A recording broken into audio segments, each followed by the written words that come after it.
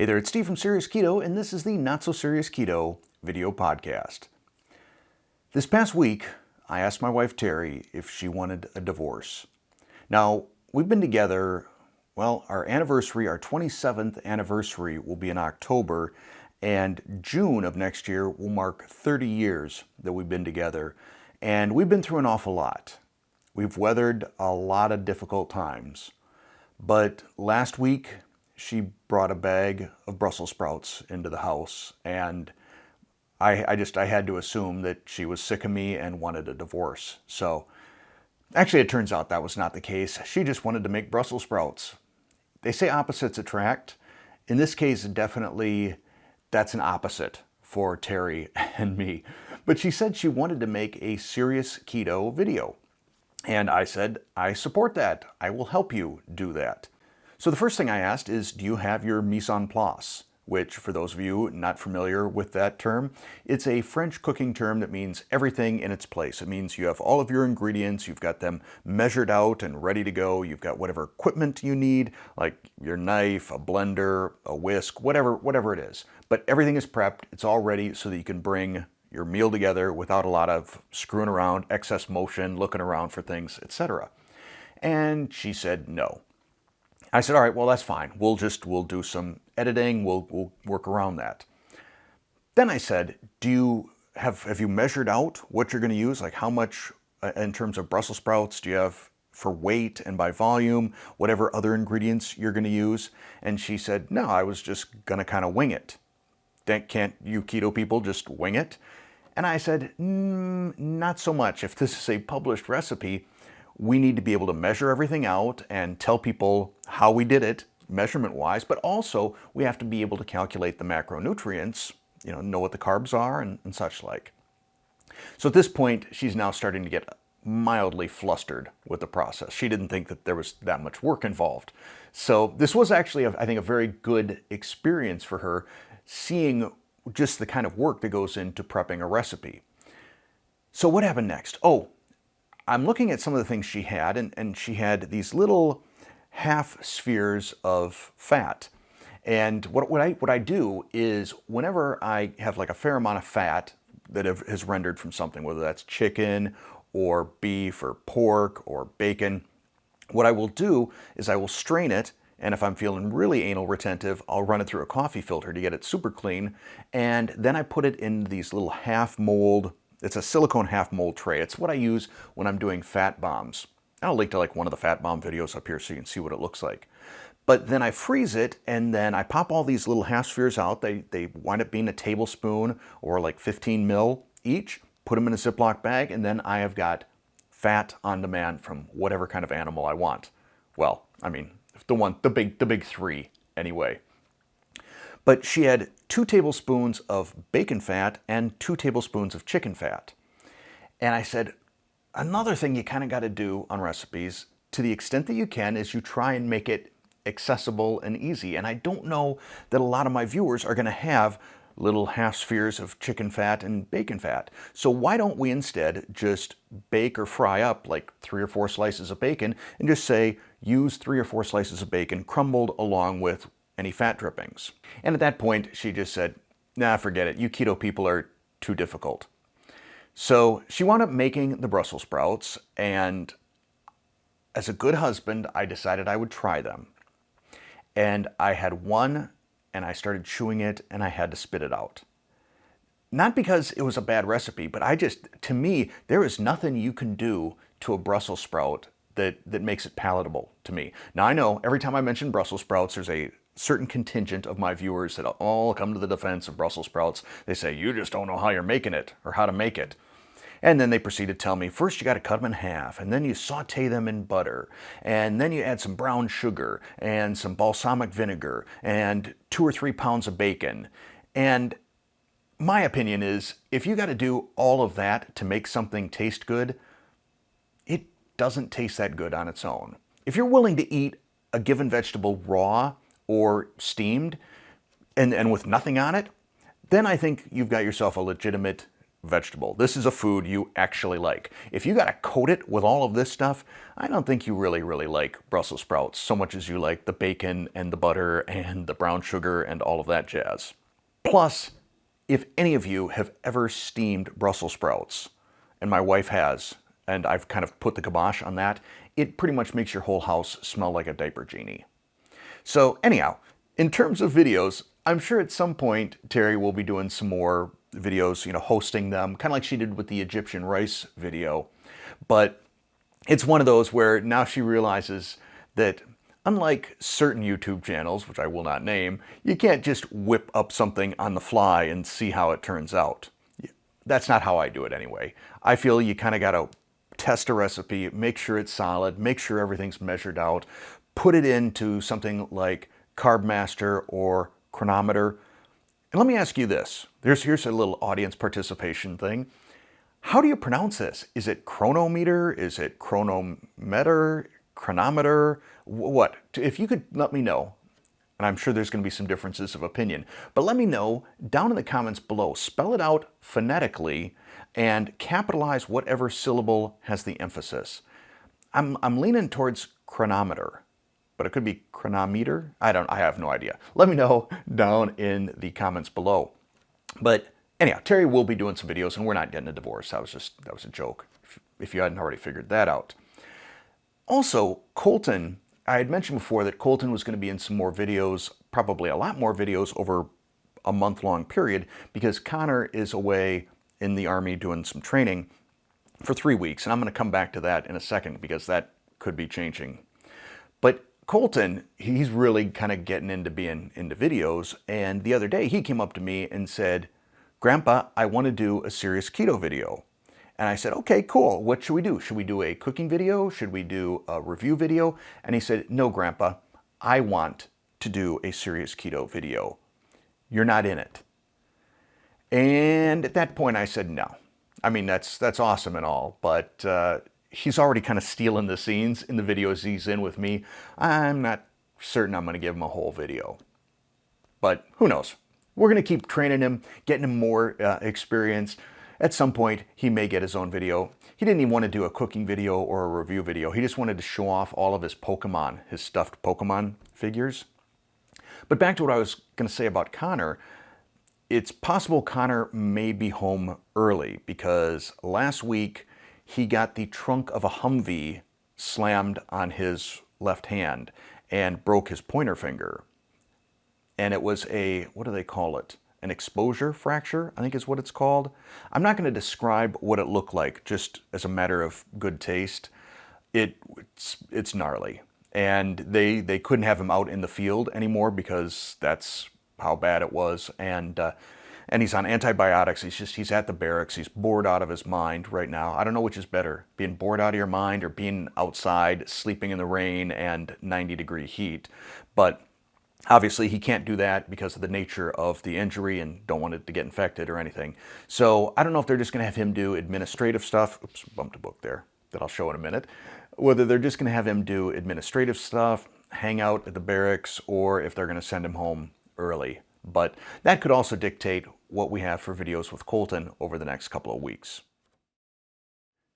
In last week's podcast, I had asked, is there a given food that you would make more frequently if it were easier to do, or perhaps even maybe bulk prep and then vacuum seal or some way store so that you could have it pretty much instantaneously?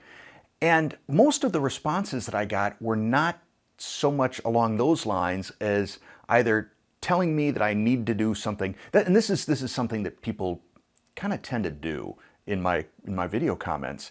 They tell me, they say, Steve, you need to do such and such. You need to try this recipe. And as I think I've indicated multiple times before, I'm not real great at being bossed around.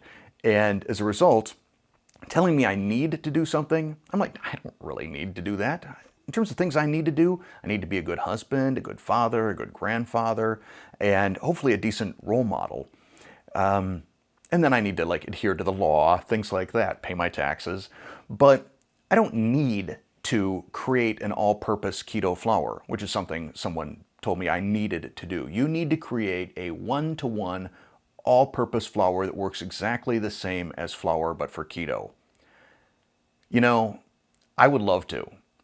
And I could go away and start working on that and be back maybe in 5 years with something, or maybe not. It's just, flour is what it is. It is a wonderful baking ingredient. I mean, it's just, it does so much. And to try and replicate that in a keto realm, or to try and replicate sugar, it's just, that's why keto recipes are as difficult as they are. And that's why I don't do much in the way of baking on this channel. The other big one that I've been getting lately, both in terms of my comments as well as direct messages, are people telling me that I need to make the viral carnivore mashed potatoes. And I'm probably not gonna. I mean, I'm certainly not gonna do it as a video. There are other channels that do other people's recipes as part of their videos. That's never really been my sort of thing, unless there's a recipe that I think, oh, this is interesting, and maybe I can tweak it and make it a little bit better. Kind of, I stood so tall because I stood on the shoulders of giants, or whatever the phrase is, but give credit to that original recipe creator and then bring my own flair to it. I do that from time to time, but not all that often. The thing about mashed potatoes is I've been keto for 4.5 years, and I don't know that there's ever been a moment that I have craved mashed potatoes. I don't know, maybe that's just me, but I've always looked at mashed potatoes as about as boring of a food as possible. It's this sort of food that you put stuff on to make it taste yummy, you know. So you put on the bacon and the butter and the cheddar and the chives and all that, and all, or gravy. Now all of a sudden, yum, mashed potatoes. But if someone just slops some mashed potatoes down in front of you, are they really that good? I mean, they're right sort of there with oatmeal or cream of wheat plain. It's not something that especially appeals to me. And it's certainly not something I'm going to put a lot of effort into. If it was something just instant, if someone created some keto instant mashed potato flakes that I just mix a little milk and butter, or heavy whipping cream and butter, or whatever it is, mix it on the stovetop and I'm good to go, then maybe I'd have it from time to time. But honestly, I'm okay with mashed cauliflower. I think the recipe that I have for mashed cauliflower, super smooth, super creamy, that does the trick for me. So it's not, when I say that I'm not going to do that recipe, it's not as an insult or anything to the recipe itself or the creator of the recipe. It doesn't appeal to me. And I've done enough videos, like a lot of the resistant starch testing, of things that didn't appeal to me, but I did it because there was seemingly a demand for it. And I'm less willing to do that as time goes on. So I won't be doing that video. There are plenty of other channels that have tried it out, and I would refer you to them. The next topic is something that was kind of triggered in my brain by one of my viewers' comments, and it was a little dialogue we had back and forth on the Keto and Company pizza and flatbread mix, or it's flatbread and pizza. Doesn't really matter what the order was, but I did a review of that a week or so ago, and the conversation was sort of around big companies getting into keto versus small companies doing keto. And when I first started doing keto and doing product reviews, it was all little companies. It was startups. And there were a lot of people that, as I would talk about price, would get sort of upset. They're like, how can you charge $12 for this mix? And it's an economies of scale sort of thing. When you've got a husband and wife team, or a couple of friends or spouses working together to bring their dream to life and create a product, a keto product, something they enjoy, something they use, they're not a big company. They're not, Kraft or Kellogg or whomever, King Arthur Baking, that has the economies of scale to do some of the packaging, get better prices on ingredients, etc. So prices are going to be higher. And one of the things that I had mentioned very early on is that perhaps one day some of these big food manufacturers will get on the keto bandwagon, and that will help out keto.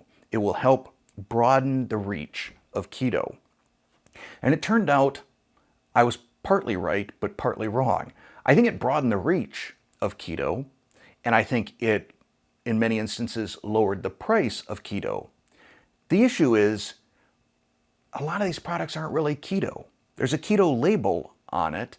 But, you can see in some of the bread tests and other product tests that I've done, I get these substantial spikes in glucose, which, and then depending on how clean you like your keto, you get a lot of sort of unusual ingredients or ingredients that are not commercially available to those of us who may want to bake. And I say those of us, even though I don't want to bake. Those of you who want to bake. So as I started noodling this around in my head and how King Arthur now is kind of starting to lean into the keto space, and I've got nothing but good things to say about the King Arthur Baking Company. I used a lot of their products back pre-keto, and as a baker or former baker, I liked them. Now, as a keto person, I'm no good at baking. Which is why, whenever I get requests for baking type stuff, I point people towards either Carolyn Ketchum at All Day I Dream About Food, or Alicia at Keto Upgrade, or Indigo Neely. All of them have done far more baking, are far more experienced at it, and you're gonna have a lot better luck with them than anything I might try out. But back to King Arthur. They have started leaning into the keto space, and I don't know if that's good or if that's not good. I think time will tell. But I think one of the groups that it's potentially not good for are some of these smaller businesses. And I will continue to do reviews of both the small companies, call them a mom and pop shop or whatever you want to call them, but helping out them by reviewing their products. Hopefully I'm helping them out. If it's a good product, I want to let you know about it. But also trying out some of the big keto company products. So whether that's King Arthur or whomever. And I'll always disclose the ingredients. I'll always do a glucose test. And I guess what this kind of comes to is I'd love to know what you think. Do you think it's good that certain larger food companies are starting to get into the keto space, or do you think they're actually causing more harm than good? For the final topic, I want to cover an article here about the World Health Organization. And if that sounded like I was saying that somewhat sarcastically, maybe I was. So this is an article from Longevity Technology, and I'll link to it down in the description below if you're especially interested in reading it. The title of the article is Boost Your Lifestyle Today: Who Revolutionizes Nutrition Guidelines for Fats and Carbohydrates. So yeah, brace yourself for that. I'm going to jump right to the good stuff. So they've got new guidelines for saturated fatty acids and trans fatty acid intake, total fat intake for preventing unhealthy weight gain, and carbohydrate intake. So it should not come as a big surprise to you that these guidelines are not keto. So it says for individuals, blah, blah, blah, let's get through this. Saturated fatty acids consuming no more than 10% of total energy intake. So 10% fat. So other nutrients that can replace saturated and trans fatty acids in the diet include polyunsaturated fatty acids, monounsaturated fatty acids, and carbohydrates from foods containing natural fiber like whole grains, vegetables, fruits, and pulses. I'm not sure what a pulse is. It then says that butter, ghee, lard, palm oil, coconut oil, and fats from dairy and animal are trans fats. That is not true. At least so far as I understand it. In order to get a trans fat, you need to hydrogenate it, basically taking a fat that is liquid at room temperature and making it solid at room temperature, thus increasing shelf life, keeping it from going rancid. I think you can use it more often or repeatedly for frying, but that's a trans fatty acid. Animal fat, dairy, butter, ghee, lard, any of those things they listed, those are not trans fats. Additionally, the recommended carb intake is at least 400 grams per day. Wrap your head around that for a minute. I don't know that I consume 400 total grams of carbohydrates in a week, but to say that someone should consume at least 400 total grams of carbs per day as part of a healthy lifestyle, I don't know. I don't know. I mean, well, actually, I do kind of know. I know that for some people that actually may be considered low carb, especially here in the United States. But I feel like maybe instead of calling it the World Health Organization, we should call it the World Type 2 Diabetes Organization, because that's sort of the path I think that you're going down if you're taking in more than 400 grams of carbohydrates per day. And this then creates a bigger problem, which is you get so many people, and I've talked about this repeatedly on the podcast, that read a headline, they read one paragraph or two into a story, and they don't do any additional research, or they don't think objectively about it. So people are going to see a story like this, they're going to confuse, because the article is wrong, what a trans fat is. They're going to believe that people like you and me consume way too much fat and that we're all going to die, and that our body needs at least 400 grams of carbohydrates a day to even function. I mean, I get comments like this from non-keto people that show up on my channel and tell me how dangerous keto is and how you need carbohydrates to live and you need carbohydrates for your brain to work and stuff like that. But interestingly, I mentioned before I banged a book. This is the book that I banged, The Daily Stoic. You can see I mark a bunch of different pages on this, things to return to remember. I read this every single day. There's a lesson, a quote from one of the famous Stoics, whether that's Seneca or Marcus Aurelius. And then you have Ryan Holiday's interpretation of that quotation. And interestingly, also last week, there's just a great one in here in terms of dealing with people that we disagree with. And I'm going to read it, and hopefully I don't break any sort of copyright rules by reading a page out of this. Ryan, if you're watching this or you hear about this, I want to tell you I'm a huge, huge fan. Love you. I've got a handful of your books. I'm gonna link to this one down in the description below if you're watching. So I'm going to start by reading the quote by Marcus Aurelius. This is from Meditations 11.9. As you move forward along the path of reason, people will stand in your way. They will never be able to keep you from doing what's sound, so don't let them knock you out of your goodwill for them. Keep a steady watch on both fronts, not only for the well-based judgments and actions, but also for gentleness with those who would obstruct our path or create difficulties. For getting angry is also weakness, just as much as abandoning the task or surrendering under panic. For doing either is an equal desertion, one by shrinking back and the other by estrangement from family and friend. So here's Ryan Holiday's interpretation of that.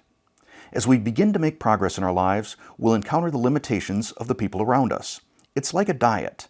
When everyone is eating unhealthy, there's a kind of natural alignment. But if one person starts eating healthy, suddenly there are opposing agendas. Now there's an argument about where to go for dinner. Just as you must not abandon your new path simply because other people may have a problem with it, you must not also abandon those other folks. Don't simply write them off or leave them in the dust. Don't get mad or fight with them. After all, they're at the same place you were not that long ago. It's a weird thing that seems to go on in my life, that events or things I read or things that I see often just sort of sync up. It's very, I think the word is serendipitous.